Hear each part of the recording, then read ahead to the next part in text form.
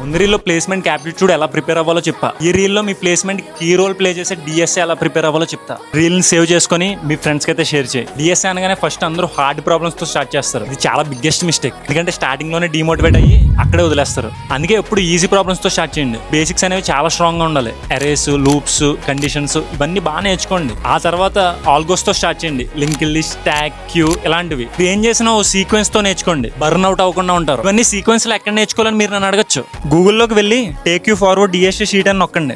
అక్కడ from beginner to advance అన్ని concepts sequence లో ఉంటాయి. డైలీ 2 ప్రాబ్లమ్స్ సాల్వ్ చేసినా ఆల్మోస్ట్ 2 to 3 months లో మొత్తం షీట్ ని కంప్లీట్ చేసేస్తారు. ప్రాబ్లమ్ సాల్వ్ చేసేటప్పుడు one important thing, first 20 minutes problem ని నీ ఓన్ గా సాల్వ్ చేయడానికి ట్రై చేయి. అప్పటికి సొల్యూషన్ రాకపోతే టైం వేస్ట్ చేయకుండా ప్రాబ్లమ్ సొల్యూషన్ చూడు. ఎందుకంటే సొల్యూషన్ చూడడం is not a wrong thing. అందరూ చూస్తారు, కానీ సేమ్ ప్రాబ్లమ్ ని నీ ఓన్ గా కోడ్ చేయాలి. బికాస్ ప్లేస్మెంట్ ఇంటర్వ్యూలో ఎప్పుడు నీ సింటాక్స్ ఆర్ కోడ్ ని చూడరు. వాళ్ళు ఎప్పుడు నీ ప్రాబ్లమ్ సాల్వింగ్ స్కిల్స్ మాత్రమే చూస్తారు. నెక్స్ట్ రీల్లో ఇంకో ఇంపార్టెంట్ రిసోర్స్ చెప్తా ప్లేస్మెంట్ కోసం. ఇప్పుడే ఫాలో చేసి పెట్టుకోండి.